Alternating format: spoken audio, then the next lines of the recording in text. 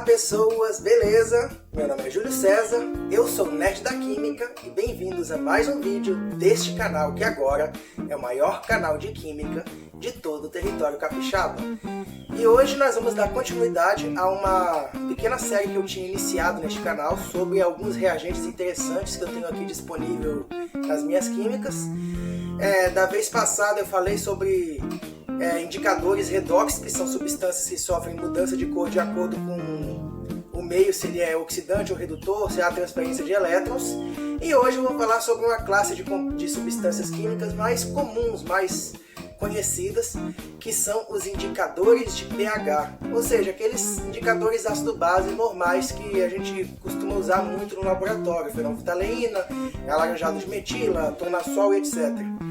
Então aqui eu vou mostrar nessa experiência todos os indicadores de pH artificiais, ou seja, industriais, que eu tenho aqui nos meus materiais. Talvez outro dia eu faça um vídeo sobre indicadores de pH naturais, que são encontrados na natureza, que é bem interessante. Ai, que gatinho lindo, droga. Gente, não ligam para esse barulho, tem que vocês estão ouvindo. Isso é uma cerca elétrica que está ligada muito perto daqui. Aquele negocinho que faz a cerca elétrica ficar eletrificada, ele faz esse barulho. Então não ligam para esse barulho. Então, aqui eu vou apresentar algumas experiências mostrando todos os meus indicadores de pH que eu tenho disponível. Tanto substâncias que são indicadores de pH verdadeiros, esses que são comumente encontrados no laboratório, como algumas outras substâncias que também têm essa característica de ser indicadores de pH, mas geralmente não são muito usados para tal. Então vamos fazer nossa experiência agora. Madaga, para de ser lindo, meu fofo. E o primeiro indicador que nós iremos usar agora é o mais clássico de todos, que é a famosa fenolftaleína. Nós colocamos aqui agora algumas gotas do indicador fenolftaleína neste frasquinho com água. Misturamos bem para dissolver bastante a fenolftaleína. Então nós vamos começar a reagir ela com o ácido e com a base que nós colocamos. Primeiro o hidróxido de sódio, que é a base, e nós notamos que a fenolftaleína, que é incolor, se torna rosa. Essa é uma reação química bem clássica, porque a fenolftaleína é um indicador muito usado em titulações, como indicador ácido-base de forma geral, e ela fica rosa em meio alcalino, meio básico, e ela se torna incolor em meio ácido, como nós podemos constatar aqui. É um pH abaixo de 8, a fenolftaleína é incolor, e um pH acima de 8, ela se torna rosa. Nós vamos repetir agora a experiência novamente, fazer 2 vezes cada um dos reagentes para nós testarmos aqui o nosso indicador. Olha só, ela é rosa e meio básico e é incolor em meio ácido, como nós podemos constatar aqui. E agora o nosso próximo indicador será um conhecido como vermelho de fenol ou fenolsulfoneftaleína, que ele é um corante estruturalmente relacionado à fenolftaleína, tem uma estrutura química muito semelhante. Nós misturamos ele aqui com água e vemos que ele fica uma coloração amarela, porque esse indicador ele está presente em meio básico. Ao entrar em contato com o meio neutro ele muda de cor. Aqui nós vemos em meio básico, esse indicador ele tem uma cor rosa muito semelhante à cor rosa da fenolftaleína, como vocês podem ver aqui. Porém, quando nós tratamos ele com ácido, ele se torna amarelo. Olha só que interessante. Em meio ácido ele é amarelo, em meio básico ele é rosa. Vamos testar aqui novamente. Vocês podem ver aí a reação química da viragem do indicador, que interessante. E vemos que tem uma mudança na estrutura química, que faz com que haja uma mudança no espectro de absorção da luz visível, e assim ele muda de cor.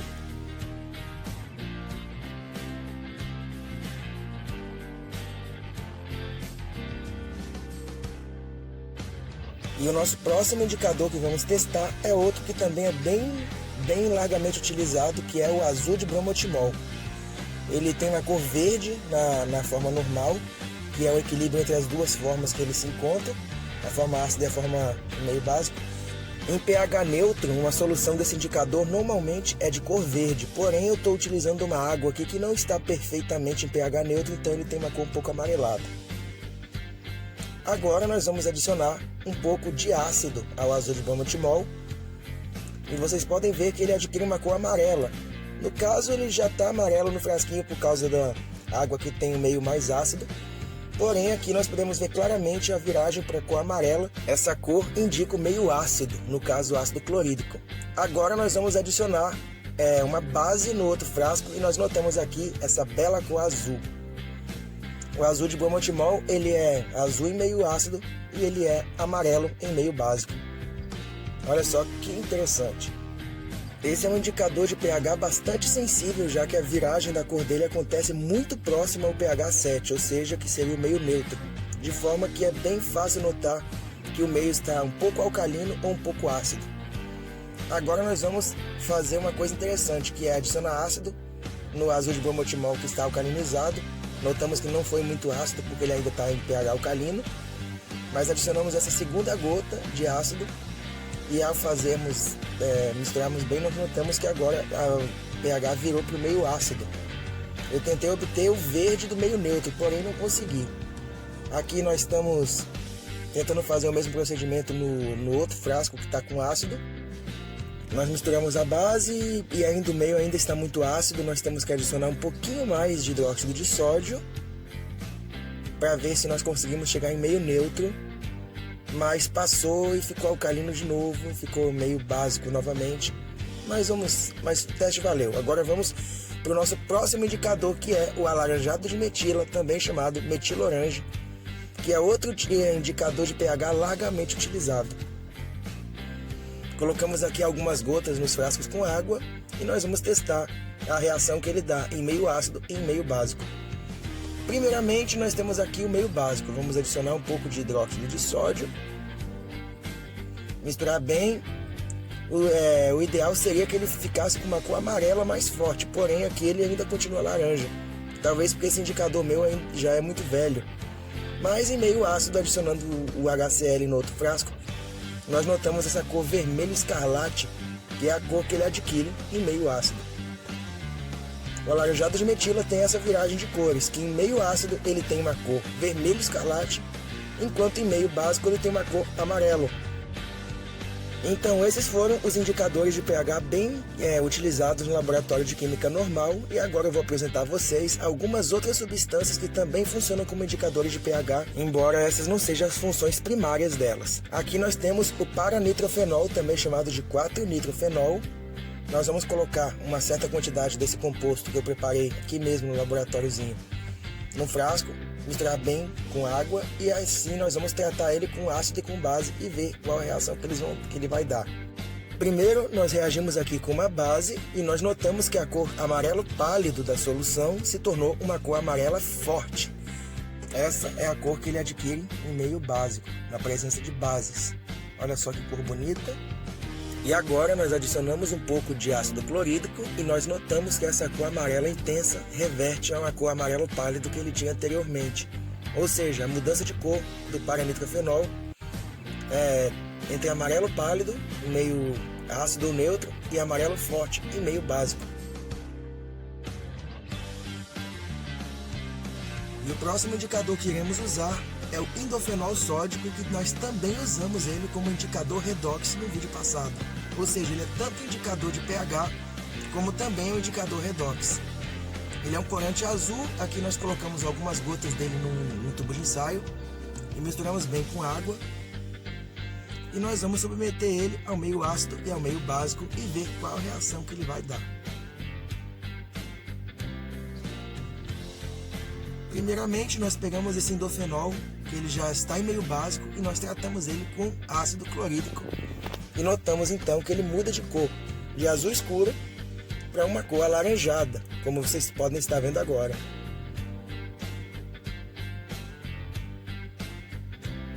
E agora, tratando com base, hidróxido de sódio, nós notamos que ele reverte a cor azul que ele tinha antes. Ou seja, essa cor azul indica o meio básico, enquanto a cor alaranjada indica o meio ácido. Vamos aqui repetir a experiência novamente, colocando um pouco mais de ácido para poder voltar ele à cor alaranjada novamente. Mas neste caso ainda tem base demais, então nós botamos um pouco mais de ácido. E aqui nós notamos a viragem para a cor alaranjada do indofenol novamente. E vamos novamente tratar com o meio básico para voltar a cor azul outra vez. Olha só que interessante.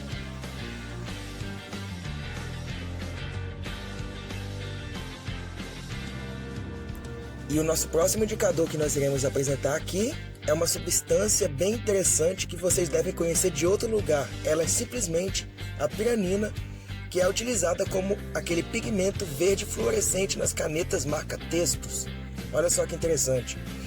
Nós pegamos, gotejamos algumas gotas de piranina, sempre a mesma quantidade de gotas de um lado e do outro, em 2 tubos de ensaio.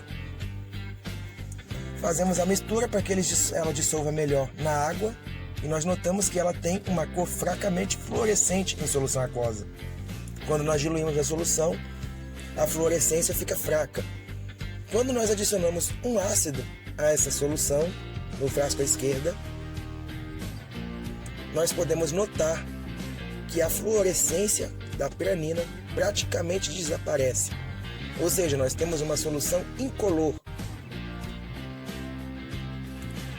Porém, quando nós tratamos a outra solução do outro lado com hidróxido de sódio, meio básico, nós notamos que a fluorescência fica mais forte, ou seja, aquela cor verde fluorescente característica fica muito mais intensa. Ou seja, a piranina em meio ácido, ela é praticamente incolor, enquanto em meio básico ela tem uma cor verde fluorescente bem forte, cor de caneta marca-texto mesmo. E agora nós vamos fazer outro teste bem interessante. E agora nós colocamos um pouco de ácido nesta piranina que estava alcalinizada, e assim nós vemos que a fluorescência dela desaparece, enquanto ao colocar base na piranina que estava acidulada, nós notamos que a cor fluorescente dela retorna. E para o nosso próximo experimento nós vamos utilizar uma substância que normalmente nem é considerada como indicador de pH, porque é um composto químico usado para outras finalidades, que é o dicromato de potássio. O dicromato de potássio é normalmente utilizado como agente oxidante em várias reações de óxido-redução, em sínteses orgânicas, mas ele tem uma propriedade interessante que também permite que ele possa indicar mudanças de pH. Aqui nós misturamos bem a solução de dicromato de potássio, K2CR2O7, então nós tratamos ele com hidróxido de sódio, soda cáustica, um meio básico. E notamos que a cor dele muda de laranja para amarelo, um amarelo forte, amarelo canário. Isso ocorre devido a uma reação química entre os íons de cromato e o meio básico, formando íons cromato, que tem uma cor amarela mais intensa. Porém, quando nós colocamos um pouco de ácido, essa reação reverte e os íons cromato se condensam, formando novamente íons de cromato, liberando água. Agora nós vamos colocar um pouco de NaOH novamente e notamos que a cor retorna para o amarelo forte que nós vimos antes. E para nossa próxima experiência nós vamos usar um corante de cor muito forte que normalmente não é utilizado nem é mencionado como indicador de pH, que é o violeta de genciana. Esse produto ele é um antisséptico facilmente comprado em farmácias e é um corante de cor roxa. E ele tem uma característica interessante. Ele normalmente não é um indicador de pH, porém ele se torna um indicador de pH nos extremos da escala de pH. Ou seja, quando nós temos o extremo ácido da escala de pH ou extremo básico. Em meio extremamente básico, por exemplo, um pH fortemente básico, perto de 14, o violeta de genciana ele muda de cor e se torna incolor. Ele perde a cor violeta e fica incolor. E quando nós temos um meio muito fortemente ácido, por exemplo, um pH menor do que 1, no extremo do nível ácido, nós temos uma outra mudança de cor do violeta de genciana. Por exemplo, em pH em torno de 1, ele tem essa cor azul, e é formada pela mistura de duas formas, que é uma forma protonada de cor verde e a forma violeta normal. Em pH em torno de 0, nós temos uma cor verde, devido à protonação da molécula do violeta de genciana. E agora vamos apelar para colocar o extremo do ácido, adicionar uma quantidade muito grande de ácido clorídrico concentrado a essa mistura. E notamos que a cor vira para amarelo. Essa cor amarela ela surge em pH menor do que 0, ou seja, pH negativo. Existe pH negativo e ele ocorre em soluções extremamente concentradas de ácido. Aqui nós vamos pegar um pouco solução incolor do violeta de genciano em meio fortemente básico, diluir ela em água e notamos que a cor violeta aparece novamente, porém aqui, por estar muito diluído, não dá para ver muito bem. Agora nós vamos fazer o mesmo procedimento com o meio extremamente ácido, diluindo esse meio extremamente ácido. Nós notamos que a cor passa de amarelo para verde e alcalinizando esse meio extremamente ácido, nós vemos esse efeito bem interessante, que é a cor passar de verde para azul, de azul para violeta. Olha só que interessante.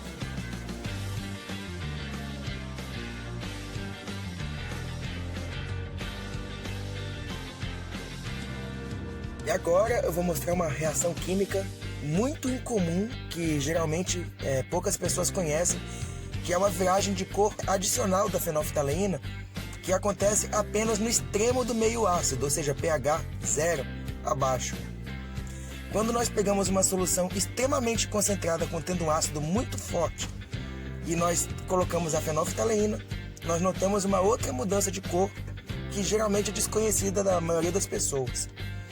Não deu certo com ácido sulfúrico a 30%, então nós vamos apelar para colocar a fenolftaleína com ácido sulfúrico a 98%.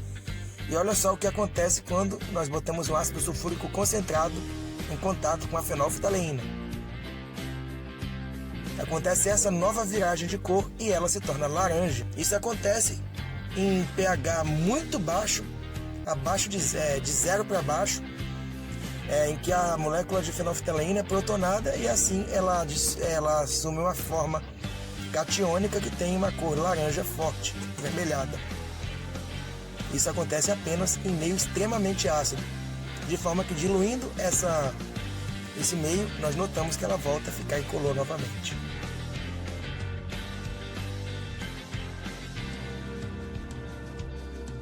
Então, estou de volta aqui e vamos lá dar algumas considerações finais para essas experiências que nós vimos aqui no vídeo, dessa demonstração de indicadores de pH que se acha comumente no laboratório e algumas outras substâncias que também têm essa ação indicadora que vocês puderam ver nessa experiência. Então, os indicadores de pH geralmente eles são substâncias orgânicas e que eles têm a característica de serem ácidos ou bases fracos ou então substâncias anfóteras, ou seja, que reagem tanto com ácidos quanto com bases.